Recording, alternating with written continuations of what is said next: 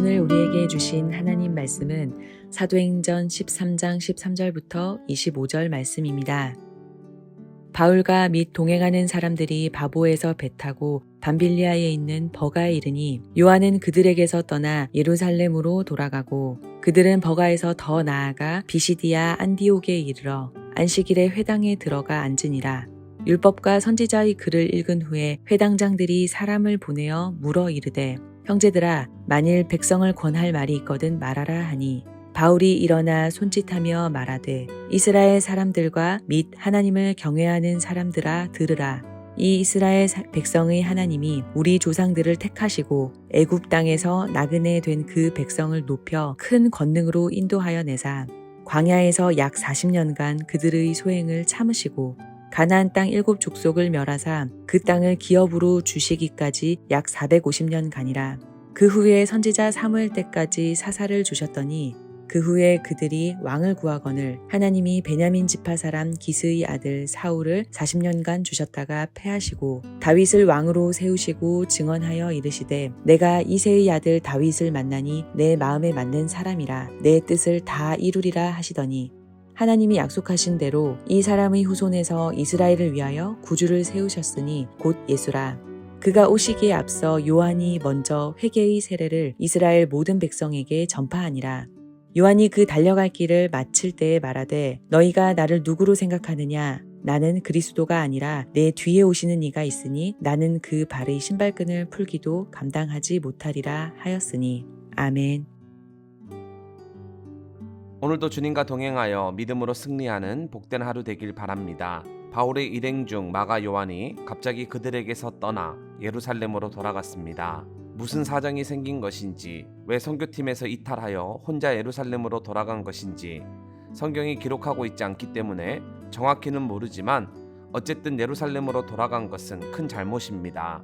왜냐하면 사명의 길을 포기하고 돌아선 것이기 때문이죠. 게다가 나중에 이 일이 불씨가 되어 2차 선교 여행을 떠날 때에 바울과 바나바는 심히 다투며 서로 헤어집니다. 따라서 주의 일을 할 때면 끝까지 최선을 다해 잘 감당하는 것이 무엇보다 중요합니다. 누가복음 9장 62절 말씀을 보면 다음과 같이 이야기합니다. 예수께서 이르시되 손에 쟁기를 잡고 뒤를 돌아보는 자는 하나님 나라에 합당하지 아니하니라. 즉 믿음의 길에 들어섰으면 뒤를 돌아보아서는 안 됩니다. 다른 것에 마음을 빼앗겨서도 안 됩니다.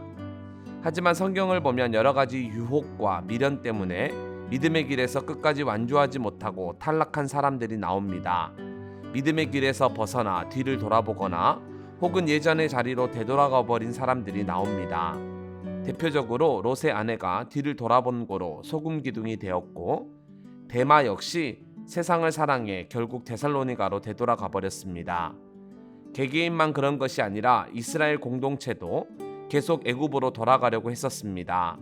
광야로 나와왔을 때 그들은 애굽에서 먹었던 음식을 그리워했습니다. 애굽에 있을 때가 더 좋았다고, 심지어 왜 애굽에서 나왔는지 모르겠다고 한탄했습니다. 그러면서 그들은 모세가 아닌 새로운 지도자를 선출하고 다시 애굽으로 돌아가자고 외쳤습니다. 그 결과 그들은 결국 하나님의 진노를 사 아무도 가나안 땅에 들어가지 못한 채 쓸쓸히 광야에서 생을 마감했습니다. 그러니 우리는 두렵고 떨림으로 우리의 구원을 이루어 가야 합니다. 흔들리지 말고 끝까지 믿음의 길을 완주해야 합니다. 손에 쟁기를 잡았으면 뒤를 돌아보아서는 안 되는 것이죠. 다른 것에 마음을 빼앗겨서도 안 됩니다. 게다가 우리는 좌절하거나 절망해서도 안 됩니다. 바울과 바나바가 바로 이 사실을 우리에게 잘 보여주는데 오늘 14절 말씀을 보면 바울과 바나바는 버가를 지나 비시디아 안디옥에 이르렀다고 기록하고 있습니다. 마가 요한이 갑자기 떠났으니 그들은 당황할 만도 한데 흔들림 없이 끝까지 자신에게 주어진 사명을 잘 감당하고 있습니다. 사기가 꺾이지도 않았고 먼저 떠난 자를 한탄하면서 헛된 시간을 보내지도 않았습니다. 특별히 그들이 찾아간 비시디아 안디옥은 버가에서 무려 160km나 떨어져 있었습니다. 해발도 1000m가 넘는 고원지대입니다. 그리고 그곳에 도착하려면 타우루스 산을 지나야 했는데 강도가 많이 출몰하는 지역으로 정평이 나 있었습니다. 하지만 바나바와 바울은 지체하지 않았습니다. 뒤를 돌아보지 않았습니다. 그들은 자신들이 해야 할 일을 놓치지 않았습니다.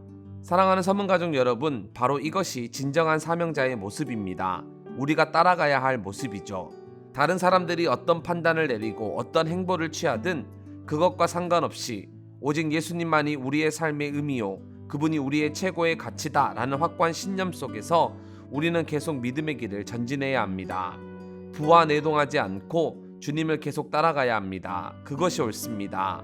따라서 계속 이러한 모습들로 살아가 이후 주님께 칭찬을 드릴 뿐만 아니라 천국을 침노하게 되는 모든 서문가족 되길 바랍니다. 두 번째로 비시디아 안디옥에 도착한 바울과 바나바는 안식일에 회당을 찾았습니다. 사도 바울은 선교 여행을 시작하면서 몇 가지 원칙을 세웠습니다. 그리고 그 원칙에 따라 복음을 전했습니다. 먼저 사도 바울은 많은 사람을 만나기 위해 언제나 그 지역의 가장 큰 도시를 찾아갔습니다.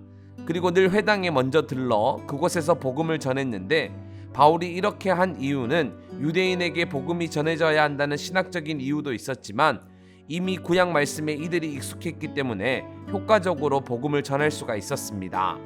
그리고 유대인들의 회당은 여행객들에게 숙소를 제공해 주었고 일정 기간 머무를 수 있도록 일자리까지 알선해 주었습니다.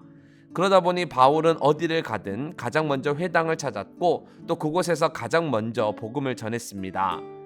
오늘도 바울은 이러한 원칙대로 안식일날 회당에 갔는데, 이때 그곳 회당장이 율법과 선지자의 글을 읽은 뒤 만일 백성에게 권할 말이 있거든 누구든지 자유롭게 말하라면서 기회를 주었습니다.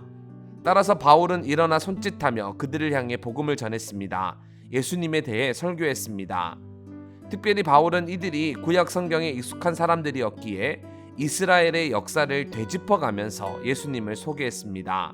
여러분, 이건 역시 바울의 큰 특징 중 하나인데요. 사도행전을 보면 이번을 시작으로 사도 바울이 한 총 9편의 설교가 기록되어 있습니다. 그런데 9편의 설교를 읽어보면 다 다릅니다. 왜냐하면 사도 바울은 언제나 그곳에 모인 사람들의 특성을 고려하여 복음을 전했기 때문이죠. 예를 들어 비시디아 안디옥에선 구속사를 중심으로 예수님에 대해 설교했고, 아덴에서는 사람들의 종교성을 지적하면서 예수님을 소개했습니다. 이처럼 바울은 기계적으로 예수님을 전한 것이 아니라 복음을 듣는 대상과 또 그 지역의 특성에 맞추어 지혜롭게 또 효과적으로 복음을 전했습니다. 상황에 맞춰 다른 방식과 다른 형태로 예수님을 소개했습니다.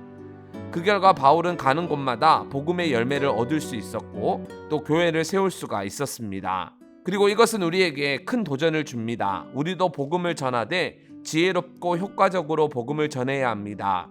가족과 친지 또 이웃과 동료에게 예수님을 소개해야 하는데, 그들이 지금 어떤 상황에 놓여 있고 또 그들의 성향은 어떤지를 잘 파악하여 다른 형태와 다른 방식으로 복음을 전해야 합니다. 그것이 옳고 그것이 지혜로우며 또 그렇게 할 때에 귀한 열매도 거둘 수가 있습니다. 그러니 이 사실을 기억하여 늘 복음을 전하는 삶을 살되 바울처럼 지혜롭고 효과적으로 복음을 전하는 모든 서문가족 되길 바랍니다.